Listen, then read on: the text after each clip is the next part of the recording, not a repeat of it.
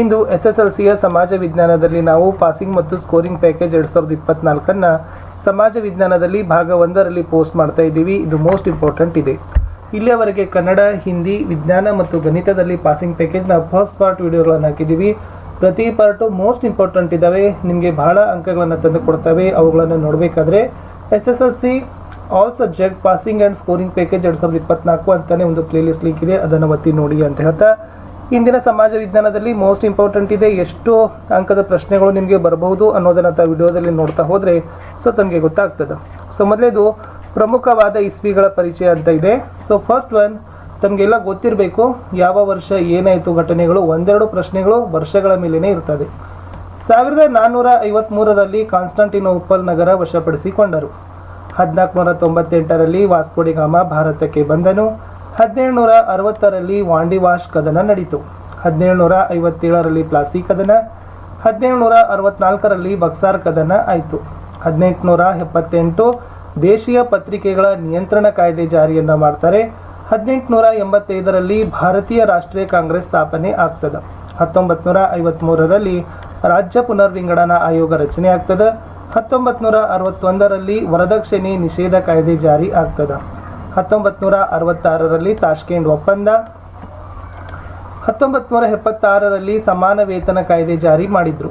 1985ರಲ್ಲಿ SAARC ಸಂಘಟನೆ ಸ್ಥಾಪನೆ ಆಯಿತು. 1986ರಲ್ಲಿ ಗ್ರಾಹಕ ಸಂರಕ್ಷಣಾ ಕಾಯ್ದೆ ಜಾರಿಗೆ. 2006ರಲ್ಲಿ ಬಾಲ್ಯ ವಿವಾಹ ನಿಷೇಧ ಕಾಯ್ದೆ ಆಗ್ತದೆ. ಮುಂದೆ 2015ರಲ್ಲಿ ನೀತಿ ಆಯೋಗ ರಚನೆ ಆಗ್ತದೆ. 1950ರಲ್ಲಿ ರಾಷ್ಟ್ರೀಯ ಯೋಜನಾ ಆಯೋಗ ಸ್ಥಾಪನೆ ಆಗ್ತದೆ. ಮುಂದೆ 1952ರಲ್ಲಿ ರಾಷ್ಟ್ರೀಯ ಅಭಿವೃದ್ಧಿ ಮಂಡಳಿ ಸ್ಥಾಪನೆ ಆಗ್ತದೆ. 1951ರಲ್ಲಿ ಪ್ರಥಮ ಪಂಚವಾರ್ಷಿಕ ಯೋಜನೆ ಜಾರಿ ಆಗ್ತದೆ. 1988ರಲ್ಲಿ ರಾಷ್ಟ್ರೀಯ ಸಾಕ್ಷರತಾ ಮಿಷನ್ನ ಸ್ಥಾಪನೆ. 2001ರಲ್ಲಿ ಸರ್ವ ಶಿಕ್ಷಣ ಅಭಿಯಾನ ಕಾರ್ಯಕ್ರಮ ಜಾರಿ. ಇವಿಷ್ಟು 21 ವರ್ಷಗಳು ಖಂಡಿತವಾಗಿ 1 ಅಥವಾ 2 ನಿಮ್ಮ ಎಕ್ಸಾಮ್ಗೆ ಬಂದೇ ಬರ್ತಕ್ಕಂಥ ಪ್ರಮುಖವಾದ ಇಸ್ವಿಗಳು ಆಗಿತ್ತು. ಇನ್ನು ಈ ಬಿರುದುಗಳನ್ನು ನೋಡೋದಾದ್ರೂ ಇಲ್ಲಿಂದನೂ ಕೂಡ ಒಂದು ಪ್ರಶ್ನೆ ಬಂದೇ ಬರ್ತದೆ. ಯುರೋಪಿನ ವ್ಯಾಪಾರದ ಹೆಬ್ಬಾಗಿಲು ಅಂತ ಕಾನ್ಸ್ಟಾಂಟಿನೋಪಲ್ ಅನ್ನು ಕರಿತೀವಿ. ಅಭಿನವ ಕಾಳಿದಾಸ ಅಂತ ಬಸಪ್ಪ ಶಾಸ್ತ್ರಿಗೆ ಕರೀತಾರೆ. ರಾಜರ್ಷಿ ಬಿರುದಿರೋದು ನಾಲ್ವಡಿ ಕೃಷ್ಣರಾಜ ಒಡೆಯರ. ಭಾರತದ ನವೋದಯದ ಜನಕ ಅಂತ ರಾಜಾರಾಮ್ ಮೋಹನ್ ರಾಯ್ಗೆ ಕರೀತಾರೆ.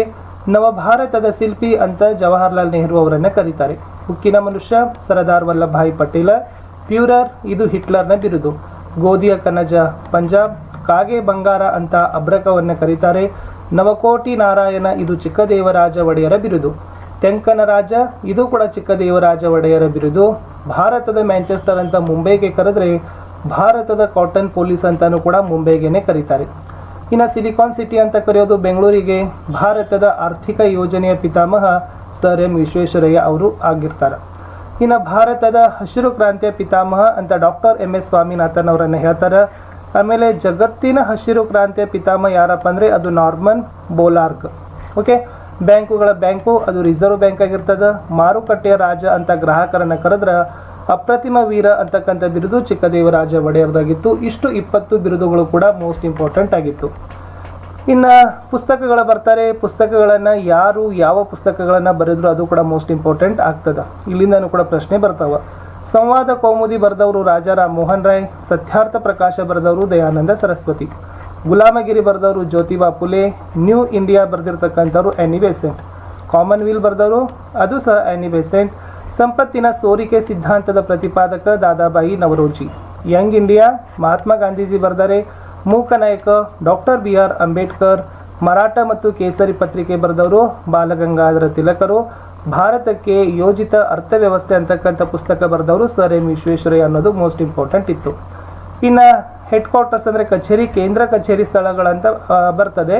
ಅಲ್ಲಿ 3 ಇಂಪಾರ್ಟೆಂಟ್ ಇದೆ. ವಿಶ್ವಸಂಸ್ಥೆಯ ಕೇಂದ್ರ ಕಚೇರಿ ಇರೋದು ನ್ಯೂಯಾರ್ಕ್ನಲ್ಲಿ. ಅಂತಾರಾಷ್ಟ್ರೀಯ ನ್ಯಾಯಾಲಯ ಇರೋದು ದಿ ಹೇಗಲ್ಲಿ. ವಿಶ್ವ ಆರೋಗ್ಯ ಸಂಸ್ಥೆ ಇರೋದು ಜಿನಿವಾದಲ್ಲಿ. ಇದು ಕೂಡ ಇಂಪಾರ್ಟೆಂಟ್ ಇತ್ತು. ಇನ್ನು ದಿನಾಚರಣೆಗಳು ಬರ್ತವೆ, ಅದು ಕೂಡ ಒಂದು ಕ್ವಶನ್ ಅಂತೂ ಕ್ವಶನ್ ಪೇಪರಲ್ಲಿ ಇದ್ದೇ ಇರ್ತದೆ. ವಿಶ್ವ ಗ್ರಾಹಕರ ದಿನ ಅಂತ ಕರೆಯೋದು ಮಾರ್ಚ್ 15. ಅಂತಾರಾಷ್ಟ್ರೀಯ ಮಾನವ ಹಕ್ಕುಗಳ ದಿನ ಅಂತ ಕರೆಯೋದು ಡಿಸೆಂಬರ್ 10. ಓಕೆನಾ. ಇನ್ನು ಕೆಲವೊಂದಿಷ್ಟು ನೀತಿಗಳು, ನಿಯಮಗಳು, ತತ್ವಗಳು ಬರ್ತವೆ. ಈ ನೀತಿ, ನಿಯಮ, ತತ್ವಗಳನ್ನು ಯಾರು ಜಾರಿ ಮಾಡಿದ್ರು ಅನ್ನೋದು ಸಹ ಇಂಪಾರ್ಟೆಂಟ್. ನೀಲಿ ನೀರಿನ ನೀತಿಯನ್ನು ಜಾರಿ ತಂದವರು ಫ್ರಾನ್ಸಿಸ್ಕೋ ಡಿ ಅಲ್ಮಿಡಾ. ದ್ವಿಪ್ರಭುತ್ವ ಪದ್ಧತಿ ರಾಬರ್ಟ್ ಕ್ಲೈವಾ. ಸಹಾಯಕ ಸೈನ್ಯ ಪದ್ಧತಿ ಜಾರಿ ಮಾಡಿದವರು ಲಾರ್ಡ್ ವೆಲ್ಲೆಸ್ಲಿ. ದತ್ತು ಮಕ್ಕಳಿಗೆ ಹಕ್ಕಿಲ ನೀತಿ, ಲಾರ್ಡ್ ಡಾಲ್ಹೌಸಿ, ಖಾಯಂ ಜಮೀನ್ದಾರಿ ಪದ್ಧತಿ, lord Cornwallis, superintendent of police ಹುದ್ದೆ ಸ್ಥಾಪನೆ ಮಾಡಿದವರೇ ಲಾರ್ಡ್ ಕಾರ್ನ್ವಾಲಿಸ್, ಮಹಲ್ದಾರಿ ಪದ್ಧತಿ ಅಲೆಕ್ಸಾಂಡರ್ ರೀಡ್, ಮೈಸೂರಿನ ನವರಾತ್ರಿ ಉತ್ಸವ ಪ್ರಾರಂಭಿಸಿದ ರಾಜ ಒಡೆಯರ. ಇನ್ನು ಮುಂದೆ ಕೆಲವೊಂದಿಷ್ಟು ಶಬ್ದಗಳು ಬರ್ತವೆ, ಆ ಶಬ್ದಗಳ ಅರ್ಥಗಳು ಏನು ಅನ್ನೋದು ಕೂಡ ಮೋಸ್ಟ್ ಇಂಪಾರ್ಟೆಂಟ್ ಆಗ್ತದ. ಅಲ್ಲಿ ದಸ್ತಕ ಅಂದ್ರೆ ಏನಂತ ಕರೀತಾರಪ್ಪ ಅಂದ್ರೆ ಪರವಾನಿಗೆ ಪತ್ರ ಅಂತ ಕರೀತಾರೆ. ದಿವಾನಿ ಹಕ್ ಅಂದ್ರೆ ಭೂ ಕಂದಾಯ ವಸೂಲಿ ಮಾಡ್ತಕ್ಕಂಥ ಹಕ್ಕು. ಇನ್ನು ಮಹಲ್ ಅಂದ್ರೆ ತಾಲೂಕು. ವಾಗ್ ಪದದ ಅರ್ಥ ಹುಲಿ. ರೇಗೂರು ಮಣ್ಣು ಅಂದ್ರೆ ಅದು ಕಪ್ಪು ಮಣ್ಣನ್ನ ಸಹಿತ ರೇಗೂರು ಮಣ್ಣು ಅಂತಾನೆ ಕರೀತಾರೆ. ಇನ್ನ ಭೂಗೋಳ ಶಾಸ್ತ್ರದಲ್ಲಿ ಹೆಚ್ಚು ಕಡಿಮೆ ಮೇಲೆ ಒಂದು ಪ್ರಶ್ನೆ ಬರ್ತದ. ಅಂದ್ರೆ ಭಾರತದಲ್ಲಿ ಹೆಚ್ಚು ಉಷ್ಣಾಂಶ ಹೊಂದಿರುವ ಸ್ಥಳ ಗಂಗಾನಗರ. ಓಕೆನಾ?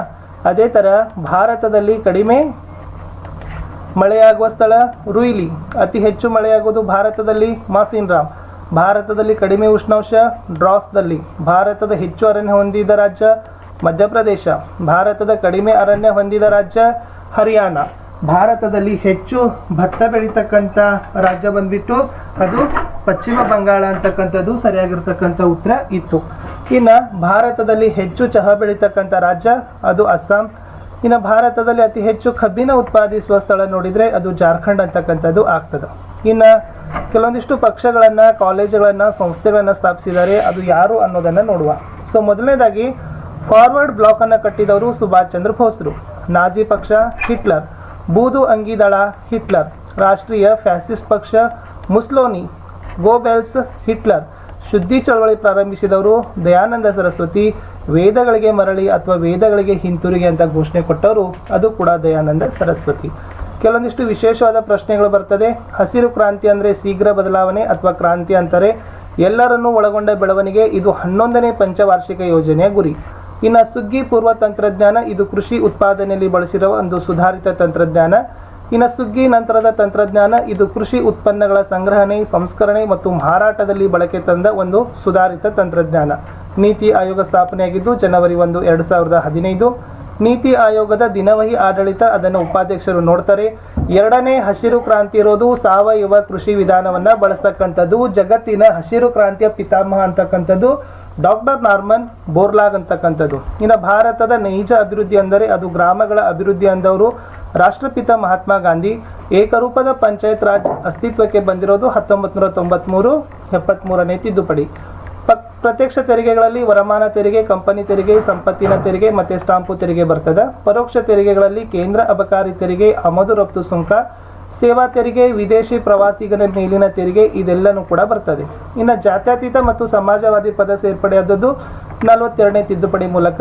ರಾಜಧನ ಪದ್ಧತಿ ರದ್ದಾದ ವರ್ಷ 1969. ಭಾರತದ ಉಕ್ಕಿನ ಮನುಷ್ಯ ಸರ್ದಾರ್ ವಲ್ಲಭಭಾಯಿ ಪಟೇಲ್. ಭಾರತದ ಪ್ರಥಮ ಗೃಹ ಮಂತ್ರಿ ಸರ್ದಾರ್ ವಲ್ಲಭಭಾಯಿ ಪಟೇಲ್. ಜುನಾಗಢ್ ಭಾರತದ ಒಕ್ಕೂಟಕ್ಕೆ ಸೇರಿದ್ದು 1949.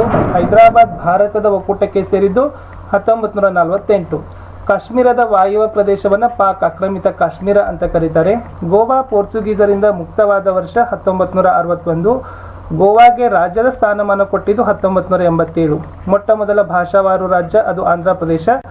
ರಾಜ್ಯ ಪುನರ್ವಿಂಗಡಣಾ ಕಾನೂನು ಜಾರಿಯಾದದ್ದು 1956. ಮೈಸೂರು ರಾಜ್ಯ ಅಸ್ತಿತ್ವಕ್ಕೆ ಬಂದಿದ್ದು 1956 ನವೆಂಬರ್ 1. ಮೈಸೂರು ರಾಜ್ಯಕ್ಕೆ ಕರ್ನಾಟಕ ಅಂತ ನಾಮಕರಣ ಆಗಿರೋದು 1973.